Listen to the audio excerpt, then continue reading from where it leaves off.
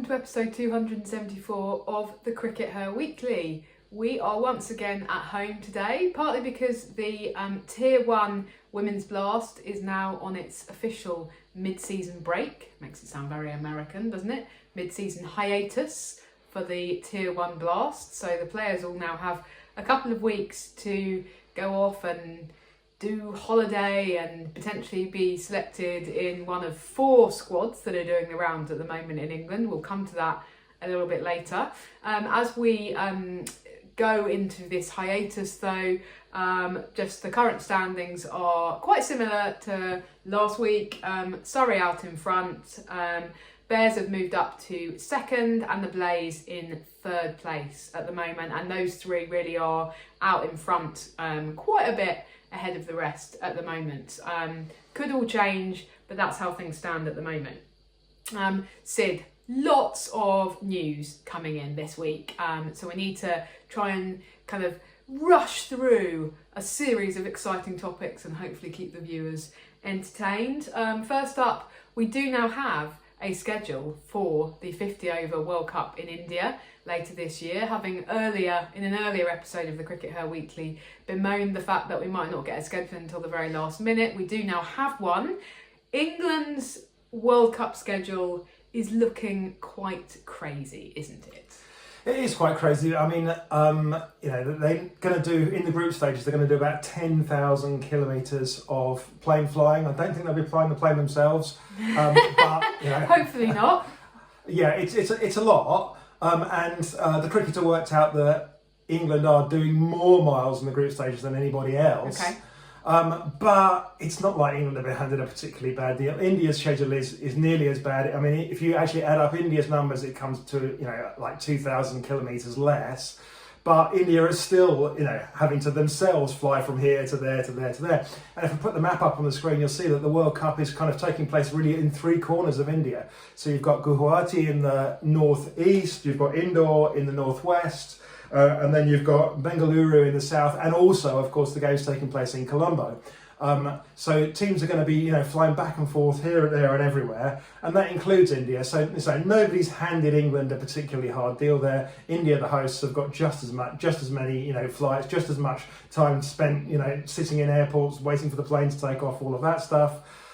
It's going to be a tough old schedule for everybody, except, of course, Pakistan, who have actually been all handed their games in Colombo, in Sri Lanka. Which, when you look at the schedule for all the other teams, is actually potentially, interestingly, a bit of an advantage for Pakistan. Well, it's certainly going to leave them a lot less tired, because all they may, whether it's 10,000 kilometres that India are doing, or 8,500 that India are doing, or 10,000 that England are doing, it's still a lot of flying. It's actually the hard bit is getting up at 5 in the morning, getting to the airport, doing the security. This players still have to do all that. They might be superstars. You still have to, get on a coach, go to the airport, get out of the coach, walk through security.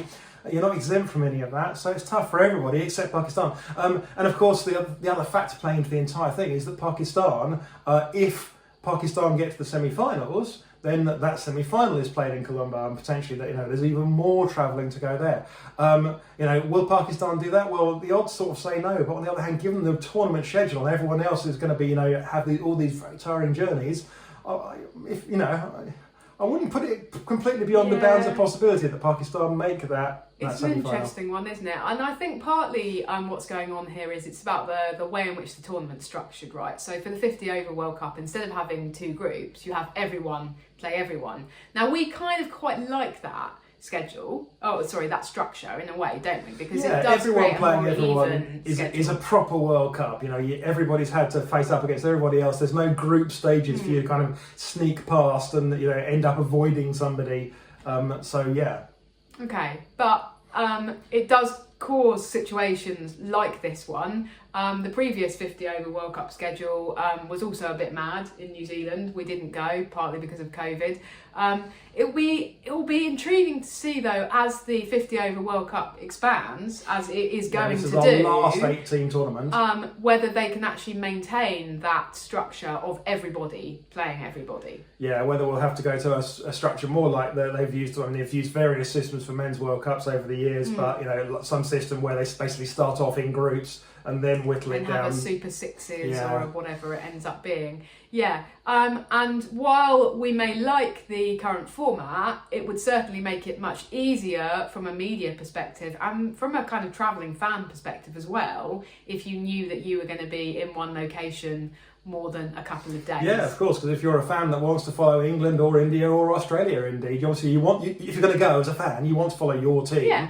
So, whether that's India or Australia or England or whoever, you've got to make those flights as well. And, actually some of those journeys only have a very limited number of flights, direct flights. There's probably going to be a lot of people, especially if you want to keep your costs down, then you're going to be flying, actually even more miles because you won't be flying direct. You'll be flying via the hubs. And that is the issue with having two semi-finals, thousands of kilometres apart, and one of them you don't even know which city it's going to be in until literally 3 or 4 days before. And you don't know which teams are necessarily going to qualify for which semi-final. Often you can tell which semi-final is going to be which one to a certain extent, because you can often say, well, okay, India are definitely going to play this semi-final because this semi-final fits in with Indian time zones. Even that's not the case this time, because India will presumably they will play the one in Bengaluru, except if Pakistan end up playing India in the semi-final, in which case that's going to go to There's no guarantees. All bets are off it's for all this mad. tournament. It's all very mad. It's the madness of the current structure added into the madness of the kind of geopolitical situation whereby Pakistan have to be factored in, and so you get madness squared, Sid. Yep. We do also have the fixtures now for the 2026 World Cup, incidentally released in exactly the same week as the 2025 World Cup. We're not going to talk about those in detail because we kind of knew all of those venues already, but that is going to be in groups.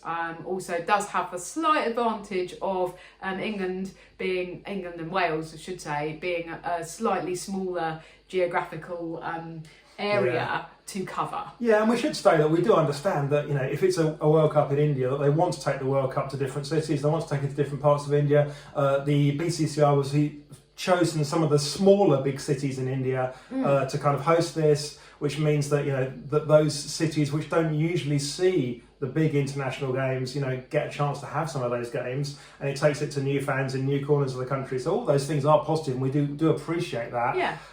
But sometimes it does look as if the schedule, particularly the schedule that goes through from this corner to there, and England's schedule literally is doing that, Yeah. Across those corners of this huge country, or this huge continent, including Colombo, and you sort of feel they could have organised it a little bit better. They could have achieved the same thing, potentially, by having, a few games here and then move the whole circus over here for a few games over here, then move the circus over here for a few games here. You could still have taken India to all those corners of the country, and other teams could still have participated in the journey around India without being quite as bonkers. But it really does feel like the ICC, sorry, not the BCCI, the ICC are responsible for this, but the ICC just don't really factor that into their calculations. And there's environmental issues as well, right? That there's an awful lot of flying that probably didn't really need to be taking place. Yeah, of course. And some people will definitely be, I'm looking forward to a Tanya Aldred column on that, because it's coming. To some extent, that is World Cups, though. They involve an awful lot of flying, and so did us going to the Ashes in January. But yeah, this does seem particularly crazy, partly because of the additional factors involved in trying to negotiate Pakistan's schedule. Anyway, Sid, one thing that is going to be exciting about this World Cup, which we know now before it's even started, is that it's going to be our last opportunity to watch Sophie Devine playing in the ODI format, because she has announced this week that she is going to retire from 50 over international cricket after the World Cup. Yeah, I feel like I knew this, but I'm not sure whether I knew this because someone had told me off the record or because it had already basically been announced. So I'm slightly confused here because I read this press and I was like, did I not? Sure, yeah. Anyway, I think it's really intriguing because I feel like what's going on here is a kind of negotiation between Soph and New Zealand cricket, right? Now we know that Soph recently has taken a kind of mental health break. She's finding all of this schedule, all of this cricket far too much, partly because obviously she's been the captain recently. So that's going to be another question for New Zealand cricket to negotiate, as we talked about previously. Partly because who is going to take over? who is going to take over as captain. But you're right that the schedule now, especially if you're trying to kind of cash in a little bit towards the end of your career on these T20 franchise competitions, is mad. So the end point of the negotiation has obviously been that New Zealand Cricket have sat down with Sophie and they've kind of said, okay, we want to keep you playing for New Zealand as long as possible. What's the best way to do this? Well, you're going to presumably keep playing in these T20 franchise competitions. Please, will you keep playing T20 international cricket for New Zealand? But we'll happily kind of see you walk away from the 50 over stuff. So at least that gives you a bit more of breathing space in your schedule. So I think that's what's going on here. I don't know, but that's my kind of summation. And I think, anything that can kind of help to, first of all, assist with an individual player's kind of mental health is good. Also, anything that can kind of extend Sophie Devine's international career is good, because I love watching her play. But also, it's that kind of easing into that transition period, the next generation.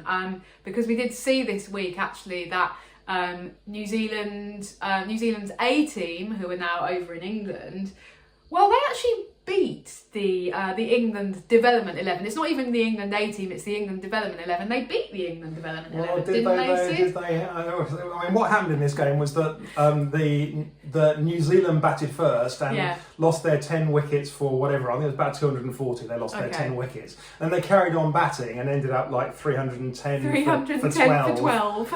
And then England, a very normal cricket score. Batted, or rather England, hang on, it's not England A. It's the England Development 11.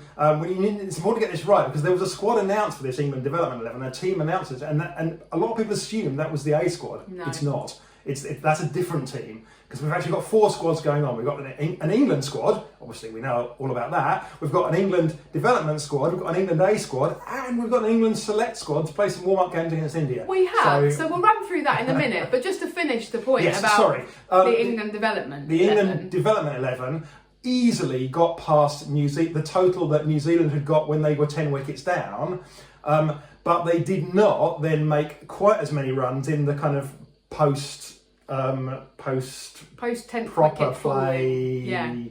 So it was all a bit jumpers for goalposts, but NV play, if you look on NV play, it says New Zealand won. If you look on Sid Egan play, it says that England won. And it says that we should maybe be a little bit concerned about New Zealand. Well, yeah, that's got to be a worry, because that was a very, very developed. That was definitely not the England A team. It was, Yeah, I mean, shall we talk about that selection of the kind of development team? I did say development 11. Obviously, it actually ended up being development 12 or 13, didn't it, in terms of who actually got onto the field. But that was actually selected for what I think was just a kind of one-off game against New Zealand A, so like a warm-up for the A series. Yeah, it's almost that, yeah. And the ECB named Josie Groves as the captain, which was a kind of a bit of a left field selection that nobody quite saw coming. But this is very much your young, very young. This is players that probably aren't. I mean, probably most of these players won't play in the A games, I would think. Yeah. Some of them, a couple of them might. So. I mean, it was great to see Abby Norgrove from Hampshire score 100, a big 100 in the end. Yeah, I mean, she essentially won them the game. If you see that England A as having won the game, she got 140 something. So that's the England Development squad. We've also then got an England. So we talked about the main England squads to face India last week, but that's obviously, that series is starting in 6 days' time, so on Saturday. We've then had, again, we didn't know this was coming, but there's an ECB Select 11 who are going to face India this week in 2 warm-ups at Beckenham, so a 50 over warm-up and then a 20 over warm-up.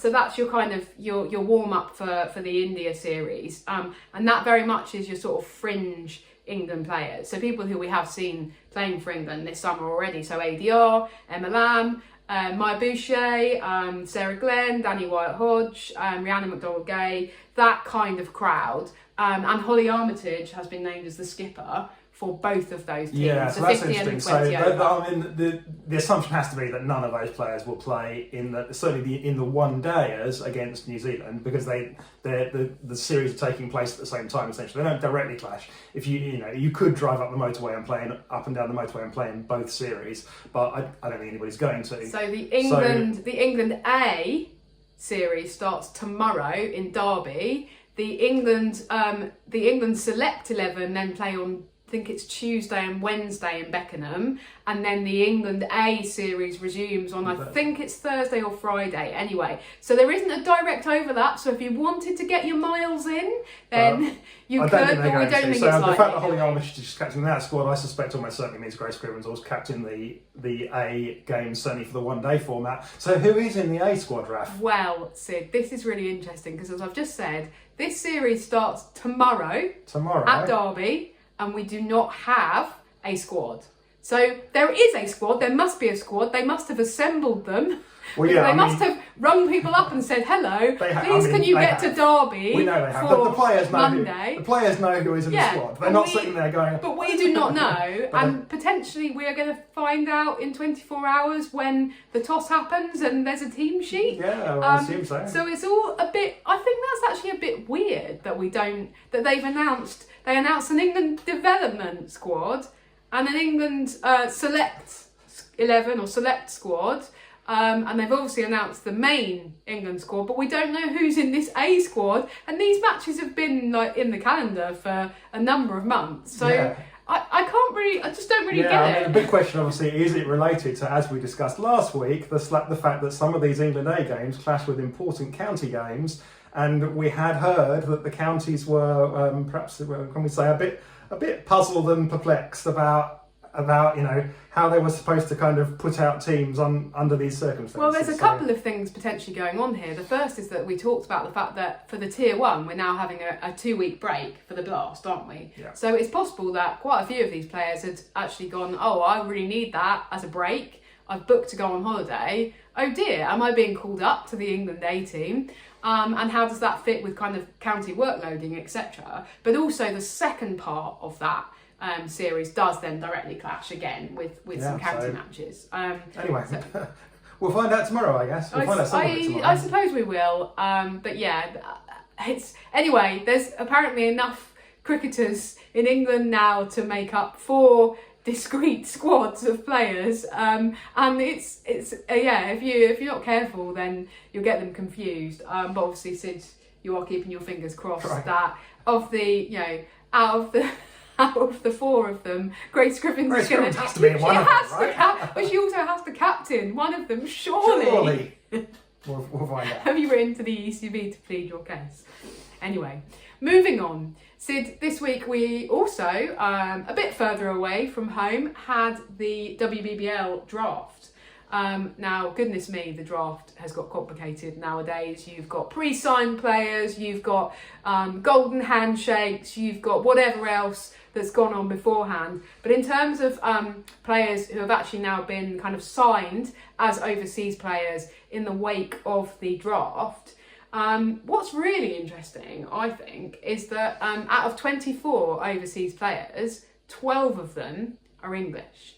Okay, now that's despite the fact that people seem to have short memories. I mean, it's only a few months ago that our England players were taking an absolute hammering in Australia, but that does not seem to have affected anything, despite the fact that at the time there were lots of people saying, oh, even an Australia 4th 11 would beat the England England #1 team, but you seem quite happy to snap up our players for your WBBL competition. So, make it make sense, Sid. Anyway, lots of England players. Yeah, lots of England players. But very few India players. Very few India only players. One India player. Yeah, so and Jemima, those things may be related. Yeah. Okay. And of course, there's one spot still to fill potentially because Hayley Matthews has had to pull out almost immediately because she's having shoulder surgery on after the World Cup. shoulder. Yes. No India players, Raf. Yes, no India players. Feels quite significant potentially. Well, it's not no India players though. Oh, sorry. And that's the interesting thing. It's limited numbers of India players. So it's not that they've been banned. No. It's not that they've been. The BCCI has said you're not going. Exactly. Otherwise, you might go, okay, well, are the BCCI making plans for a potential victory parade in the wake of their glorious anticipated 50-over World Cup win at home? Could be. But they haven't. They obviously haven't banned them. It's just that presumably some of the Indian players who we would expect to see in WBBL have opted not to put themselves in. Why might that be? I mean, well, Yeah, I mean, we have talked the past couple of seasons about WBBL on the CRICKETher Weekly and speculated about whether it's becoming a less attractive competition to play in. If you're an Indian player, if you're a very good Indian player, then you're getting now getting a decent payday for playing international cricket. You're also getting a very good payday for playing in the WBL. And if you're also playing in the 100, then that's good pay as well. The WBBL is now less well paid than both of those competitions. I wonder if also, is there some kind of connection with the fact that the WBBL now is the only competition, the only franchise competition now in the world that does not have links with the IPL. Okay, so the 100 now has those really strong links with the IPL. And so do many of these other franchise competitions around the world. So is that going to become an issue? Yeah, so going forwards, let's see where it goes with that. But I mean, it's going to take a long time to play out. And don't get us wrong, we still think the WBBL in many ways, certainly until they broke the competition by reducing the number of games last year, it remained the strongest competition, the most difficult competition. But if it's not going to be the best paid anymore, if it's going to slip into third place, then that's where we're potentially going to find things. But we've got to wait and see. I think one person's loss is another person's gain. How this plays out? Yeah. Because are you thinking about Maddie Villiers? Big signings. Well, yeah, we've got Paige Schofield and Maddie Villiers. Have both got these big contracts now.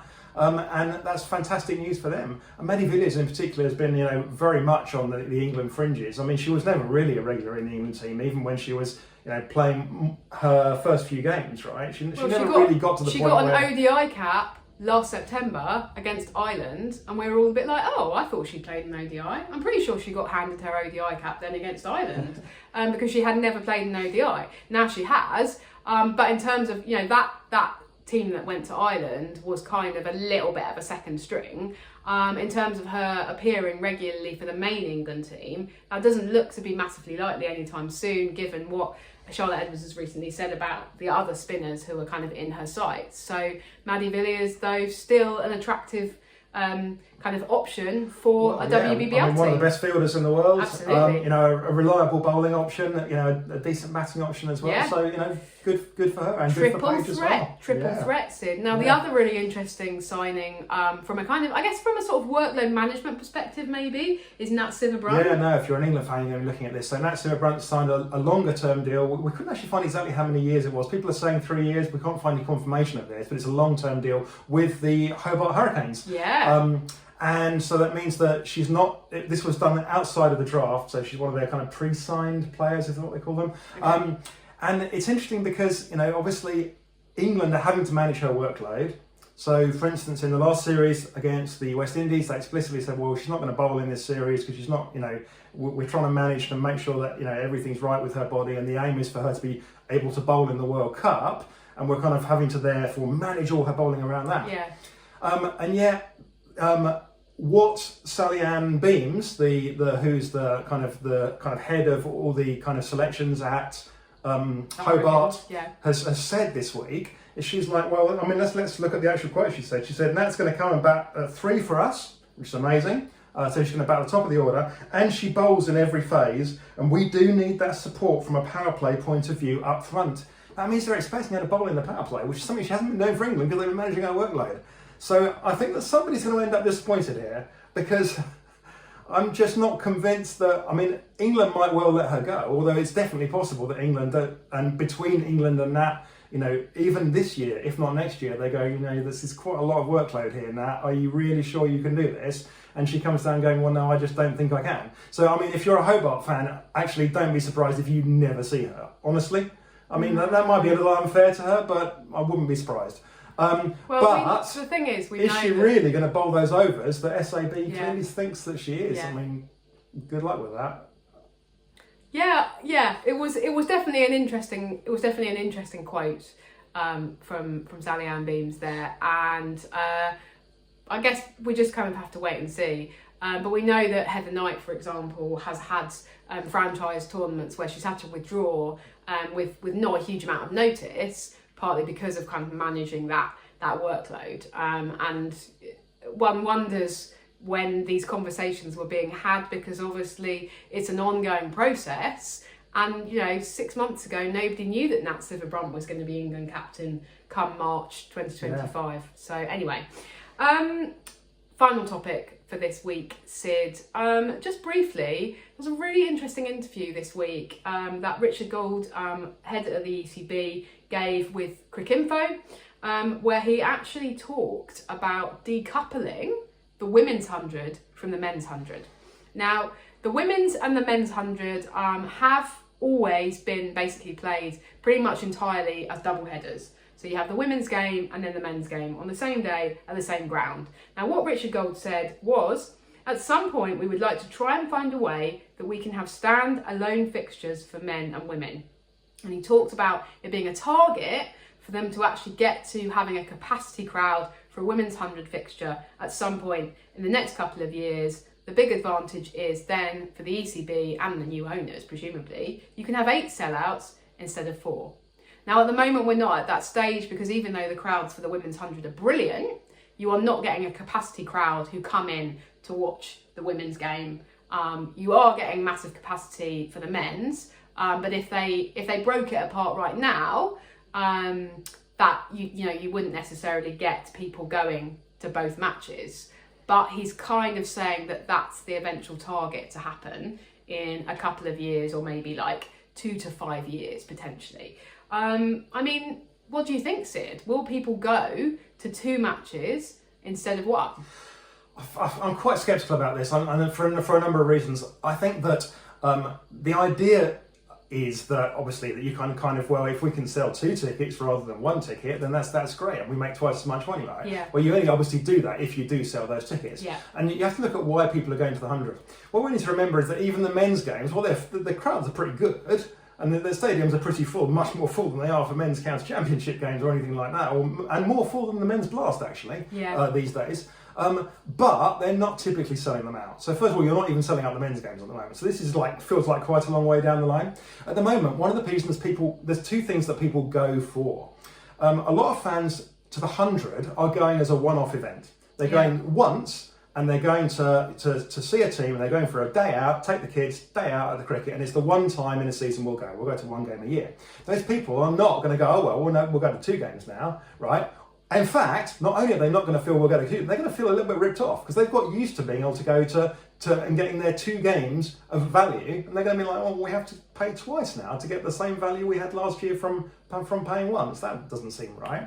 So I think that it's kind of, it feels like a downgrading of everything. You're trying to sell people, going, well, we'll give you less, and we can charge you more money for it if you want. Why don't you charge them more? Just to add, because the bit of research that we did into the 100 and into audiences at the 100 and their views at Bournemouth University actually kind of endorsed what you've just said, that there's a value for money piece going on here. And there's also a kind of point about the stickability of fans, or rather that you don't have that stickability in the 100 because these teams are brand new.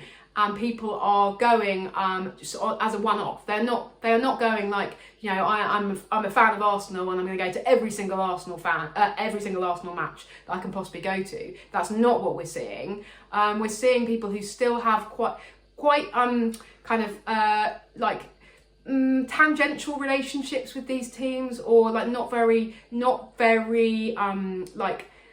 like massive loyalty to these teams yet because they're so new. So people aren't generally, we think, going to shell out for several games, not for twice as many. It doesn't seem likely, if that feels like a long shot. The other thing that concerns me, just to finish off on this, is that where this ends up is them going, well, we'll have our men's games at the Oval, but how about we move our women's games to Guildford or to Beckenham, because that would be quite a lot cheaper and save us a load of money. It gives you and then that, the ECB will instantly go, oh, but Sid, don't worry, because we've got agreements in place that have to give the same facilities. And it's like, you have got agreements in place, but at the end of the day, who holds the power here now? The owners hold the power. Yeah. We're already starting to see that. And if the owners go, well, actually, we're going to move the game to Beckenham, you know what? We're not going to have the fireworks, and we're not going to have the lights, and spectators will have to bring their own chairs or sit on, picnic chairs. And that's just the way it's going to be, guys. And the ECB are going to go, but that's our agreement. And the owner's going to go, what are you going to do?